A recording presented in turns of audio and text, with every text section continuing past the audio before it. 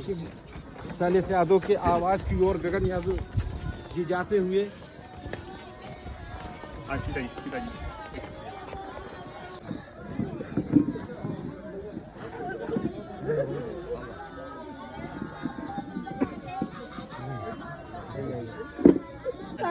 बोले रे भैया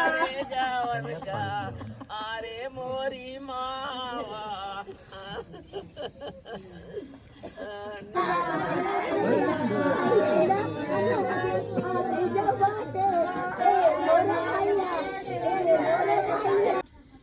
हम लोगों को उचित न्याय मिले और यहाँ गांव से बेदखल हो। ये परिवार जी, ये गांव से बेदखल। इस गांव में वो रहने लायक इसलिए नहीं है कि हमारा इतना बड़ा मोहल्ला सरायस्माइल जिसमें कम से कम 5000 वोट यादवों की है। आज तक लड़ाई झगड़ा तो संसार का काम है, हर परिवार में होता है, लेकिन इतना बड़ा अंजाम का फैसला किसी ने नहीं दिया था। और उसका भी हर घर में उठना बैठना था, आना जाना था। साजिश के साथ ऐसी रजिश कर दी थी।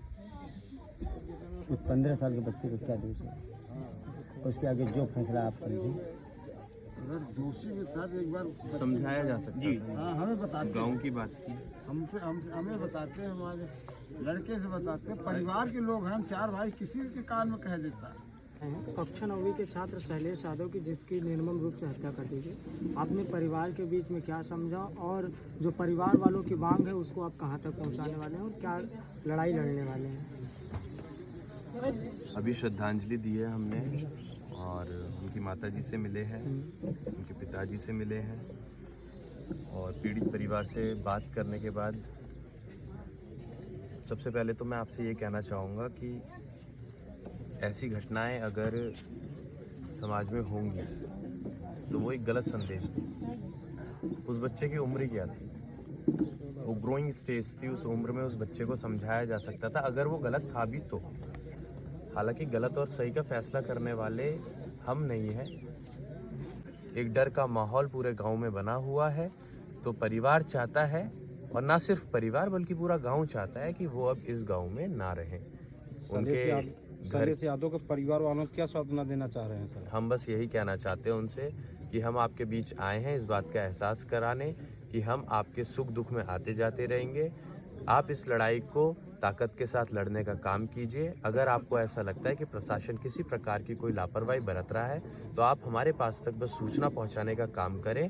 अगर हमारे जितने भी साथी हैं जो इस लड़ाई में शामिल हैं उनको प्रशासन तंग करने का काम करेगा, तब फिर हम दोबारा आएंगे और आपको दिखाएंगे कि न्याय की आवाज़ को कैसे बुलंद किया जाता है और इंसाफ कैसे दिलाया जाता है। उत्तर प्रदेश में जिस तरीके से आपराधिक जो केसेस हैं उनमें काफ़ी बढ़ोतरी भी दी गई है, चाहे वो एनसीआरबी के आंकड़े से अपहरण का हो या हत्या का जो केसेस आ रहे हैं उसको लेकर के क्या? असल मायने में तो आंकड़े आपको दिखाए नहीं जा रहे हैं, वो तो सारे थानों में ही दबा दिए जाते हैं। एफआईआर कहाँ होती है?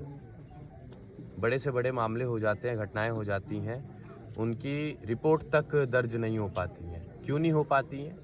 जिससे कि प्रदेश के मालिक तक ये सूचना पहुंचे कि आपका प्रदेश बहुत शांतिपूर्ण तरीके से रह रहा है, इसमें क्राइम रेट कम हो चुका है।